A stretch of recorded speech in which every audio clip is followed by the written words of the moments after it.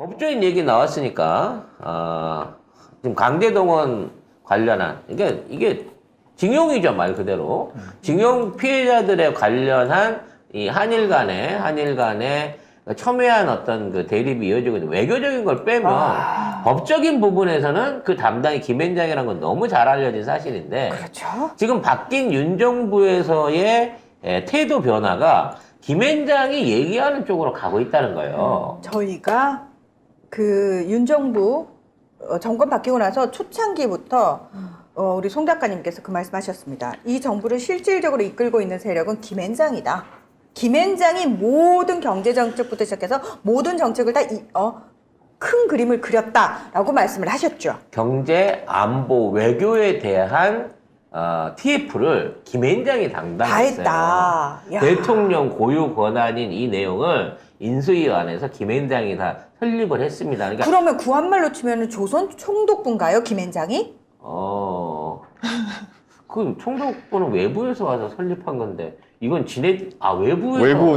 외부잖아요. 외국에서 와서 네. 했을 수도 있고. 외국. 외국. 네. 네. 외구의 나라 외국. 외국이 아니고 외국. 아무튼, 발음이 I는 옆으로 찢어야 돼. 외국. 네. 근데 왜 표정이 무섭냐? 자, 일단 SBS 보도 먼저 정리를 하겠습니다. 네, 일제 강제동원 피해자 배상 문제와 관련해 일본 기업이 아닌 피해자 지원재단이 대신 배상금을 지급하는 방안이 검토 중입니다.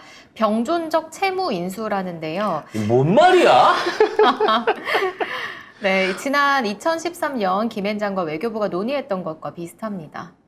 이거를 2013년도, 그러니까 10년 전에 세상에. 이미 이 논의를 했었다는 거야, 외교부가. 야, 너 너무 소름 끼치고 너무 무서워. 그거를 10년 전에 논의를 했고 재판을 결론을 못 내고 계속 끌고 온 거야. 왜? 지금 이게 국민들의 정서가 만약 그런 판결을 내리면 네. 정부의 어떤 지지율이나 인기가 확 떨어질 걸 알기 때문에 명박이도 못한 짓이에요. 명박이도 직원족이 했던 거거든. 아니 그래도 사실 이명박근혜는 눈치 보는 척이라도 하고 뒷국문으로 했어. 그러니까. 근데 어떻게 된 게 경정부는 뒷국문을 할 필요 없어. 다 드러내.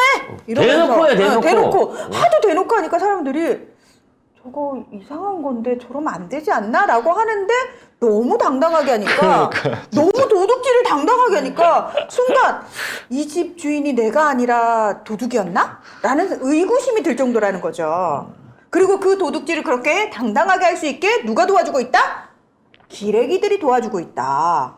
괜찮아. 이건 도둑 아니야. 물건 만져만 보고 도둑 내려놓는 데잖아. 여기 우리 집인데 아무리 생각해도 쟤들이 내 걸 훔치는 것 같아요. 도둑 아니야. 그냥 잠깐 구경 온 거야. 그런가요? 근데 내가 문을 열어준 적이 없는데 들어왔어요. 우연히 열렸겠지. 그런가요? 열린 문으로 들어온 거는 도둑이 아니야. 물건을 들고 나가는, 아니야. 잠깐 들었다가 내려놓으려고 보는 거야. 들고 나갔는데, 밝은 데 가서 보고 금방 가져올 거야. 안 오는데 기다려봐. 그 사람 그런 사람 아니야. 이 짓거리를 하고 있는 거잖아. 기레기가 그렇게 마사지를 계속 해주고 있는 거예요. 그래서 온 그 국민들이 눈앞에서 도둑질이 벌어지고 있는데 하는데 기레기가 괜찮아?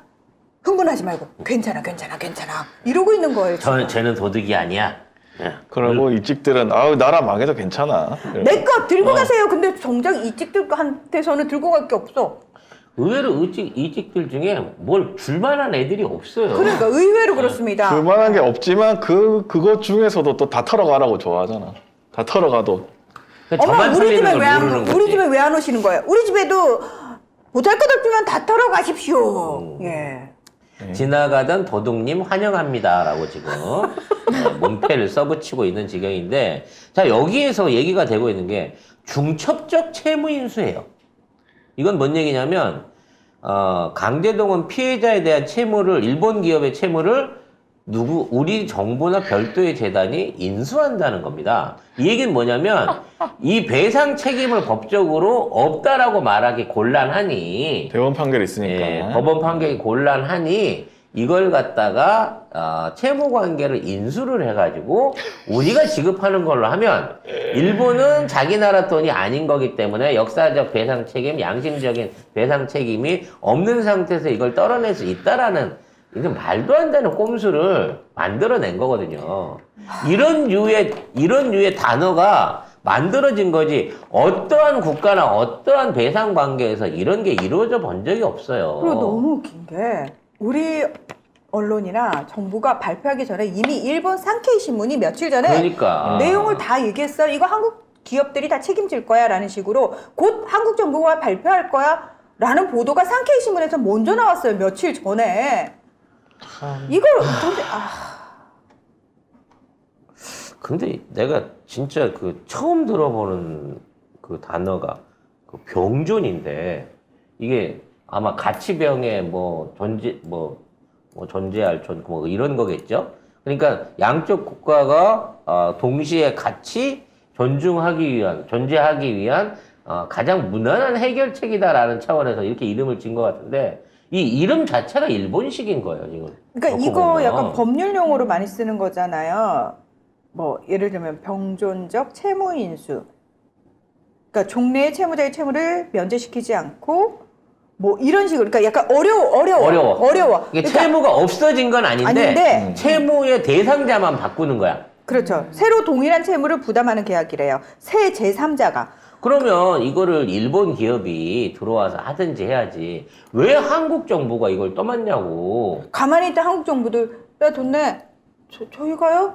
야 돈 내. 지금 이러고 있는 거 아니에요. 저희가 왜요? 내라면 내.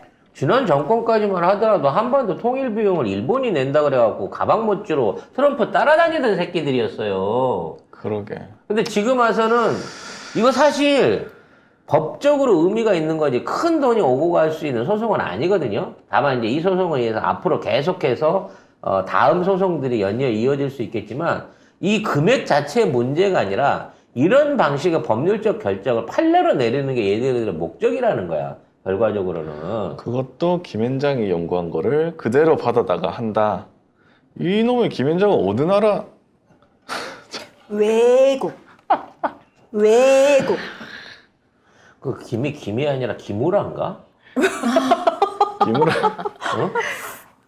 아니 이게 도대체 우리나라 변호사가 중심이 돼서 만들었다고 하는데 도대체 이 뿌리가 어떻게 돼 있길래 세상에. 대한민국 중대 사건의 80% 이상을 싹쓸이를 하면서 이렇게 거대한 조직으로 성장이 가능하며 이런 무소불위의 권력 사실상 이 대통령실을 마음대로 주물럭주물럭 할 수 있을 정도의 힘을 발휘할 수 있게 되는지, 나 그 배우가 너무 궁금해요. 외놈인지 삼성인지.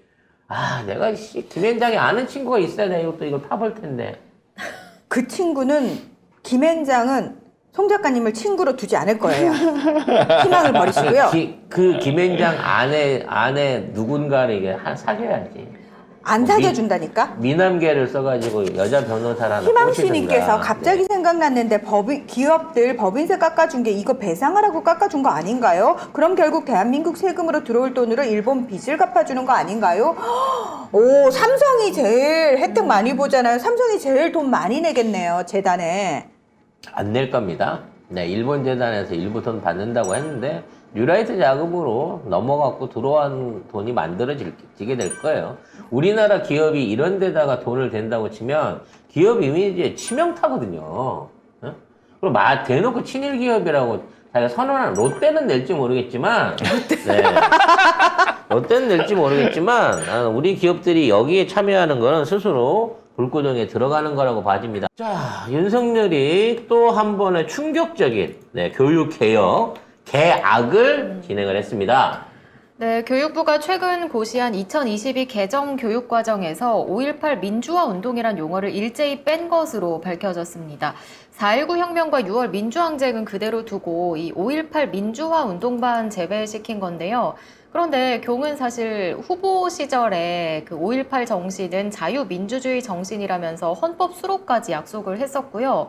또 지난해 5월 18일에는 5.18 민주화운동 기념식에도 참석해서 5월 정신은 자유민주주의 헌법 정신 그 자체라며 대한민국의 귀중한 자산이다라고까지 말을 했었습니다. 그러니까 말하는 거 다 구라인 거지. 그때도 읽은 거지. 다 구라, 다 누가 구라 아닌 게 썼을까? 없어. 그리고 어떻게 5.18만 빼냐? 그리고 말을 던져갖고 칭찬하잖아? 칭찬을 하고 그 대상이나 네. 법안이나 지원이나 이걸 없애버리는 거야. 아, 가서 일단 얘가 말을 꺼내잖아? 그게 없어져. 맞다. 맞아. 황우현. 그렇지. 황우현 황우현 가서 없어지고. 칭찬하고 커피차 2대 보내가지고 네. 땡볕에 커피 먹이고는 끝. 없애버리고. 맨날 이 짓거리 하는 거잖아. 이러니까 돌아다니면 안 되는 거예요. 거기 가면은 없어지는 곳이다. 그러니까 미리 사인을 주는 건가? 아니면은 예고인 거지, 예고. 그러니까 야 이번에 여기 없앤다고? 야 그럼 거기 한번 가자. 없어지기 전에. 김건희 한부모 가정 그거 한 어. 것도 거기 지원 다 싹 지원, 해서 없애놓고 가서 사진 찍었잖아 또. 이게 뭔 초식이죠? 이거 뭐 기념 촬영인 건가? 아니, 죽은 호랑이 놓고 내가 마지막 호랑이 내가 잡았다라고 기념으로 남기는 거야. 뭐야. 5.18 정신을 추앙한다는 놈이 5.18을 교과서에서 삭제한 첫 번째 대통령으로 이름을 낙인을 찍고 싶은 거냔 말이야. 이거는요, 우리나라 민주 세력을 비롯한 그동안 이 땅의 민주화의 희생해온 모든 사람들에 대한 모욕입니다, 사실. 제가 광주 사람이고 5.18의 당사자라서 하는 얘기가 아니라 5.18이라고 하는 그 정신과 아픔과 그에 대한 분노와 국민적 공감이 사실은 그 이후에 있었던 대한민국 민주화를 이끌어온 거나 마찬가지거든요. 3.1 운동도 비슷했겠지만, 훨씬 더 규모가 컸겠지만, 그건 이제 너무 오래전에 구한말 때 얘기였던 거고, 지금 근대 사회에 들어와서 가장 큰 비극을 만들었지만, 미완의 혁명으로서 민주주의 정신의 어떤 실체를 눈으로 보여준 게 5.18인 거예요. 10일 동안의 그 대처 상황 하에서도 한 번의 방화와 약탈이 없었던, 그리고 그 어려운 과정에서 어떻게든 평화적인 타협을 위해서 우리가 그 당시에 있었던 지도층들이 우리가 무조건 투항하고 정부 시책대로 갈 테니까 시민들의 피해만은 줄여달라라고 했는데도 불구하고 무력 진압을 강행했었고, 사실 발표된 숫자보다 훨씬 더 많은 희생자들, 실종자들이 있다고 판단이 되는, 아직도 다 치유하지 못하고 조사하지 못한 우리 아픔인 거예요. 거기에다가 전두환은 끝까지 사과 한 번도 안 했어요. 그리고 죽었죠. 어. 그렇게 죽여서는 안 되는 건데. 지옥 갔을 거다. 씨. 아무튼 이에 대한 반발은 아마 시민단체를 비롯해서 그동안 사실 광주에서 윤석열한테 역대로 최고로 많이 줬거든요. 진짜 역대로 제일 많이 나왔어요. 12%나 줬거든요. 네. 윤석열도 그렇고 국민의힘도 그랬어요. 지방선거까지. 물론 뭐 그 안에 신천지의 역할이 있었다고는 얘기합니다만, 어찌 됐거나 지들이 공을 들였고 그만한 저걸 뽑아 먹은 거예요. 역대까지 없었던 일종의 호혜를 받은 겁니다. 호남에서부터. 물론 이낙연이 잘못한 것도 있고 선거 전략에도 문제가 있었겠지만 어찌 됐거나 자기를 도운 사람이잖아. 광주 시민들은. 그리고 자기가 약속했었잖아. 헌법에 올리겠다고. 헌법에 올리게 교과서에서 없애버렸어요. 역사에서 지워버렸습니다. 근데 이런 게 한 번의 언급이나 국민들에 대한 사전 예고나 또는 토론 없이 일방적으로 결정되고 일방적으로 삭제가 끝나버렸다는 거예요. 그러니까. 근데 이런 것도 사실 언론에 대서특필되고 난리가 나야 되는 문제거든요. 이런 시도가 있었다고 했을 때부터 특정 보도가 나와갖고 막았어야 돼요. 그렇죠. 끝나고 난 다음에 이제 와서 없앴다. 이거만 딸랑 나오고 아무 얘기 없는 거 아니에요. 그러니까. 그리고 이걸 그냥 받아쓰기 정도에서 끝내야 될 보도가 아니거든요. 보도의 가치로 보면은 이 왜 5.18은 근대 역사 안에서 지금 동아시아 국가 선안문 사건과 함께 가장 세계인들이 많이 알고 있고, 그렇죠. 또 많이 추앙하는, 그러니까 롤모델이었잖아요. 롤모델이었죠. 예, 민주화 운동에. 그러한 5.18 정신을 스스로 부정하는 사람이 우리의 대통령이라는 겁니다. 그것도 국민들한테 아무런 이런 망구가 없는 상태. 이렇게 뒤통수 치듯이 이런 짓거리를 할 수 있는 자가 대통령이라는 거예요. 그러면 얘네들이 진짜 나중에 일본에 갑자기 항복문서를 전달을 한다든지 독도에 대한 영유권을 일방적으로 결정해서 그래도 우리 문서화해줘 모를 것 버린다든지 이런 짓거리를 한다고 해도 말릴 수가 없는 거예요, 지금. 아니, 우리 모를 것 같아요. 왜냐면 이미 도장 찍고 나중에 갑자기 보도가 날 거 아니야. 이런 거지. 갑자기 독도에 지키고 있는 경비대를 독도 경비대를 막 빼버리고 빼버리는 거지. 근데 우리 일본 몰랐어. 애들이 기어 와갖고 깃발 꽂는 거야. 우린 몰랐는데 누가 저 독도 여행 가려고 보니까 못 간대요. 여권 필요하대요. 또는 못 간대요. 왜요? 거기 우리 독도 경비대 빼고 거기 일본으로 바뀌었대요. 라는 얘기가 오늘 갑자기 튀어나올 수도 있을 것 같아요. 진짜로. 실제로 민주주의를 싫어해. 윤석열은 민주주의 뭐 자유를 늘 말하지만 이런 거 싫어합니다. 그냥 독재가 좋은 거야. 전두환이 독재한 게 너무 좋아서 그때 뭐 전두환이 정치 잘했다며. 그랬다 개사가 맞아. 나온 거잖아요. 얘는 이게 기본적으로 이게 안 돼 있는 애고 아예 이거를 그리고 뺀다? 이렇게 해서 사실은 내가 볼 때는 개정 교육과정 이거 하는 과정에서 숨겼을 것 같아.